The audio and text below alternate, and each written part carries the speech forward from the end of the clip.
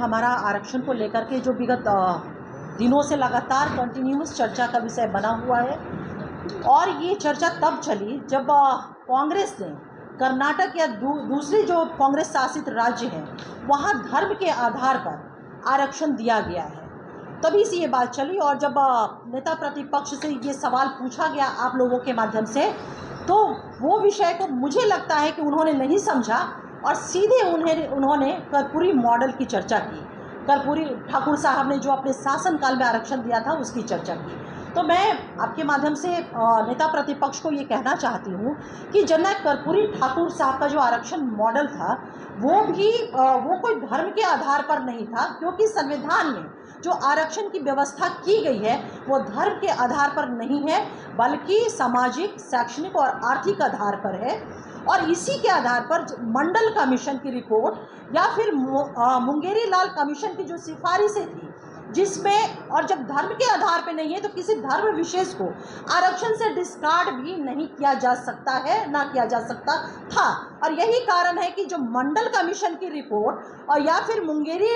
लाल commission की जो report आई, सिफारिशें आई, उसमें एंटायर बिहार के नागरिक हो या भारत के नागरिक हो, मंडल कमीशन को राष्ट्रीय स्तर पे और मुंगेरी लाल कमीशन को बिहार के स्तर पे जननायक कर्पूरी ठाकुर साहब ने लागू किया था उन सिफारिशों को।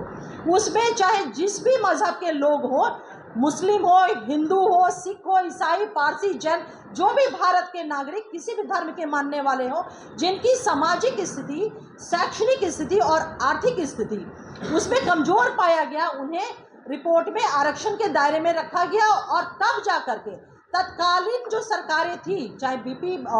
सिंह साहब की सरकार या जननायक कर्पूरी ठाकुर साहब की सरकार, इन लोगों ने उस सिफारिशों के आधार पे आरक्षण की व्यवस्था की और ये व्यवस्था है। और आज के वर्तमान परिप्रेक्ष्य में माननीय मुख्यमंत्री और हम सभी के सर्वमान्य नेता श्री नीतीश कुमार जी ने जननायक कर्पूरी ठाकुर साहब का जो फॉर्मूला था, जो नेता प्रतिपक्ष कह रहे कर्पूरी फॉर्मूला, वो क्या था? 12% अति पिछड़ा, 8% पिछड़ा, 3%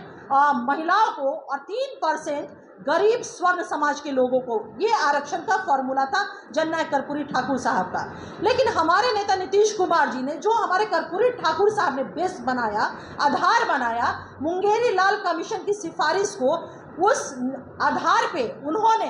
जातीय आधारित सर्वे कराया और सर्वे के बाद जो रिपोर्ट आया, जो अभी हाल के दिनों की बातें हैं, उसके आधार पर आरक्षण का दायरा बढ़ा करके देश में सबसे ज़्यादा आरक्षण, जिसमें तमाम लोगों का, पिछड़ा, अति पिछड़ा,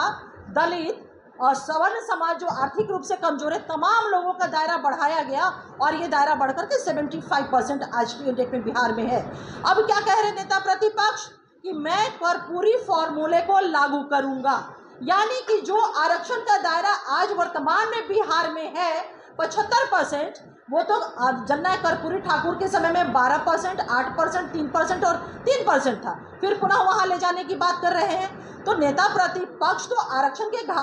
जो दायरे हैं उसको घटाने की बात कर रहे हैं। तो ये हमारा सवाल उनसे होगा और मैं उनसे आपके माध्यम से जरूर कहूँगी कि देखिए, बिहार की जनता, बिहार के लोग और हमारे नेता नीतीश कुमार जी जननायक भारत रत्न कर्पूरी ठाकुर साहब के नीतियों पे, उनके सिद्धांतों पे, उनके दर्शन पे ही काम करके उनकी नीतियों को आगे बढ़ाए हैं और बढ़ा करके आज बिहार को विकसित बिहार बनाने की दिशा में तेजी से अग्रसर हैं। तो